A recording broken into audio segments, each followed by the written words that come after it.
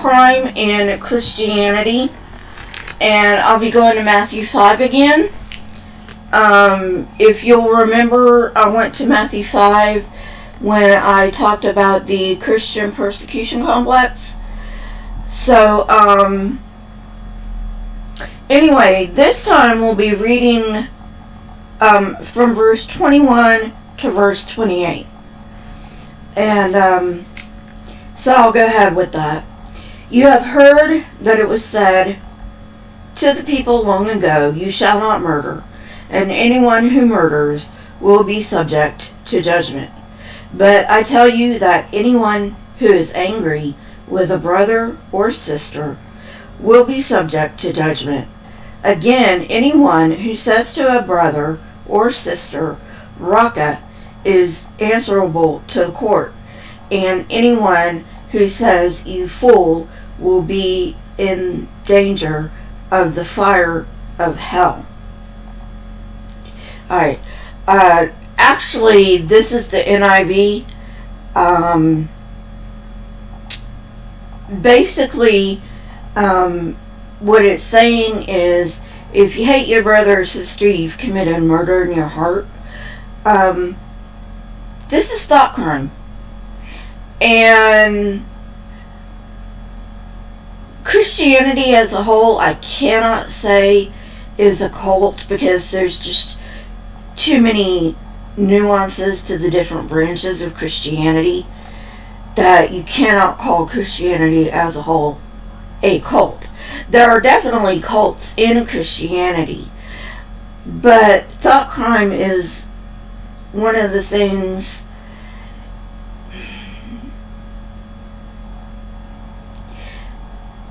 Even when I was a Christian, even when I was drinking the Kool-Aid, and even when I was young, I'm talking about like 8 or 9 young, I came to the conclusion, and remember, this is still when I'm drinking the Kool-Aid, because I was all in at this point. 8 or 9 years old, I was all in. I came to the conclusion that it is not wrong for thoughts to enter my mind, because I could not help what thoughts entered into my mind. What I concluded was that it is wrong to dwell on those thoughts. So basically, yeah, you can have a thought come into your mind, and this is actually how I thought about it. You can actually have a thought come into your mind like 12 or 13 times a day. But as long as you pushed that thought out and you did not dwell on the thought, I came to the conclusion that that was not a sin to have that thought. Because like I said, you can't really help what comes into your mind. Thoughts are basically neurochemicals, and you can't help what neurochemicals do. You just can't. But that's the thought crime about murder. The thought crime about adultery. You have heard, this is in verse 27, chapter 5, verse 27. You heard that it was said, you shall not commit adultery. But I tell you that anyone who looks at a woman lustfully has already committed adultery with her in his heart. And this is one of those examples of bad advice in the Bible. Listen to this. Really bad advice.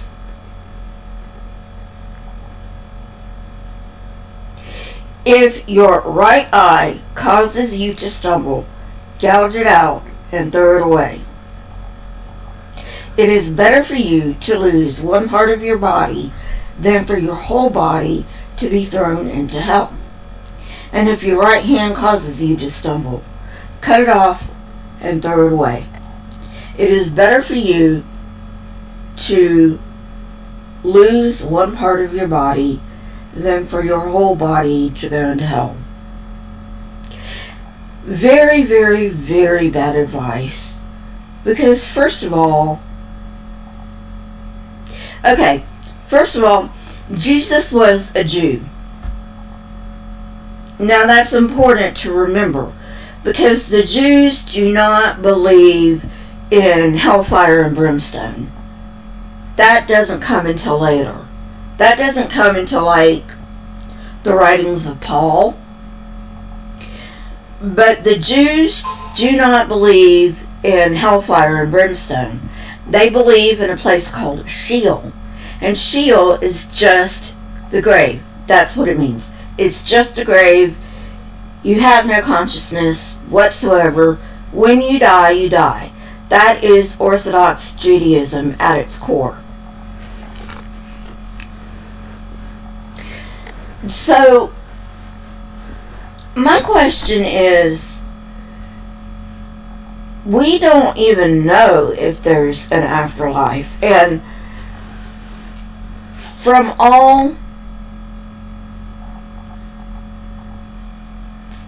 everything that we know, everything we can see, there actually is no afterlife. When the brain dies, that's it. So why are you going to literally gouge out your eyes or cut off your hand so you can get a promise that may not even come to pass when you die? Now, I hear people saying, but Lisa, you're taking that literally. Well, some of the people that I address, sorry, I don't have COVID, that's an asthma cough. Some of the people that I address on this channel are biblical literalists. That's what the Bible says. Are you going to tell me that that is not literal when that is literally what the Bible says? That is literally what Jesus says.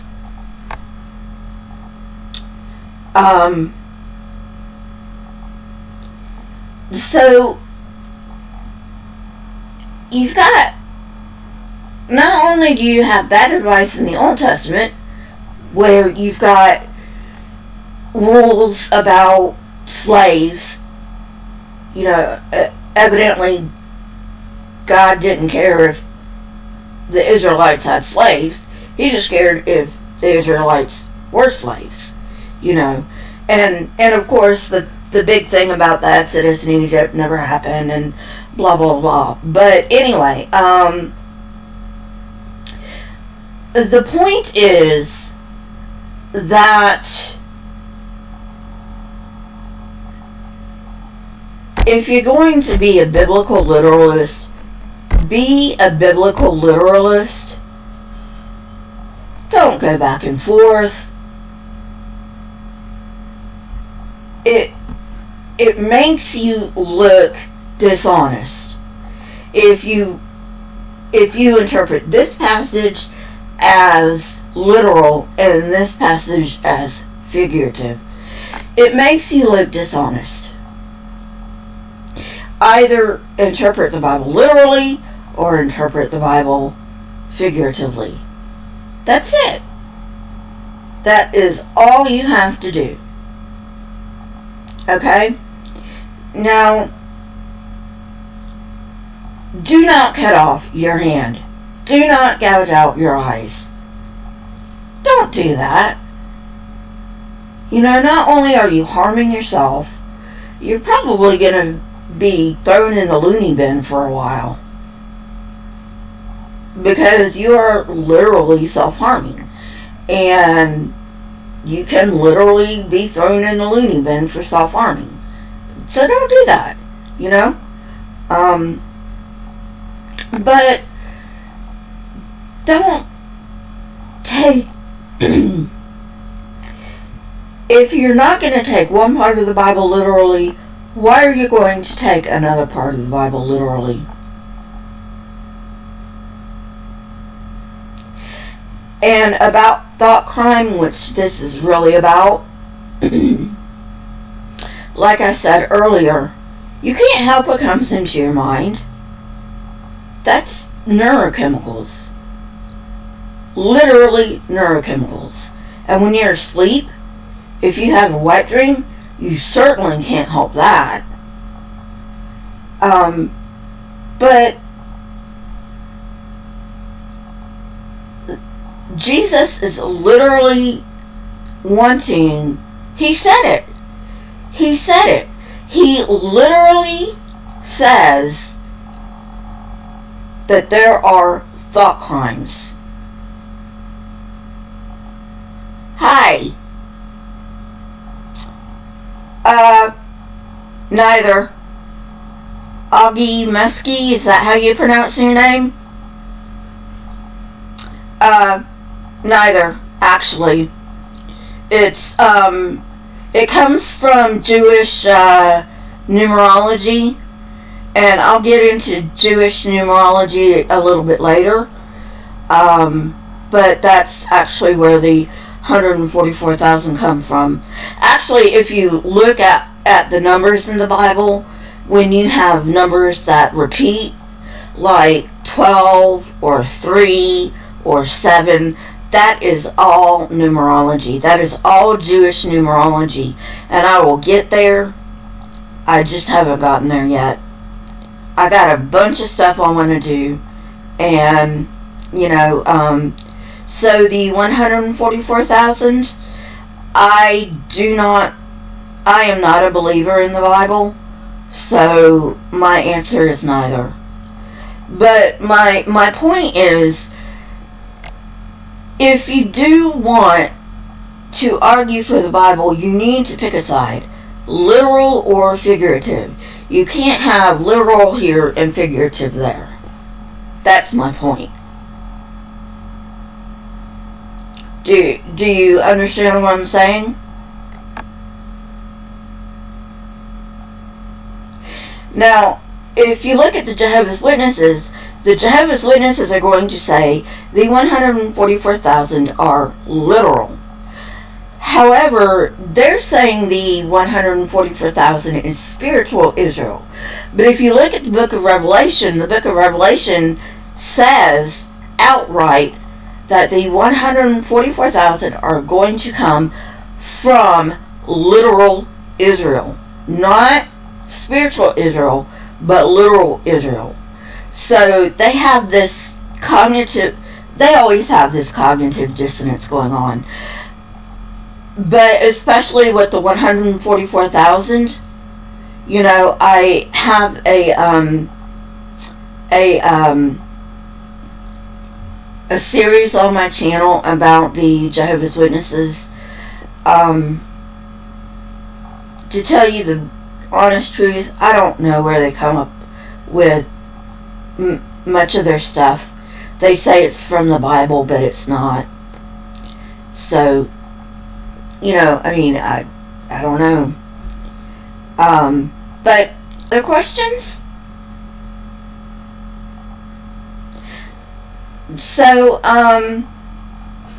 getting back to thought crime, hey Marianne.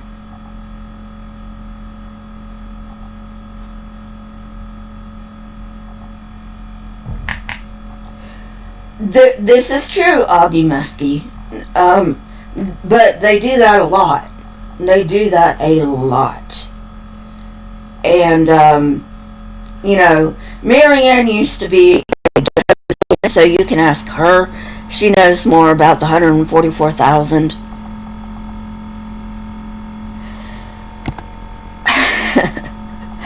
Augie Muskie, I'm not even sure they only agree with half of hers, to tell you the truth.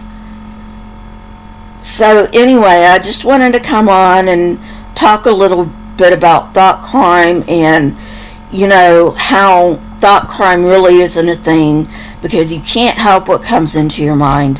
Like I said, all it is neurochemicals. That's what thoughts are. It's just neurons firing. That's all it is. You know, you've got serotonin firing, you've got dopamine firing. That's all it is. It's just neurochemicals. So, are you telling me? Are you seriously telling me that I am supposed to control my neurochemicals?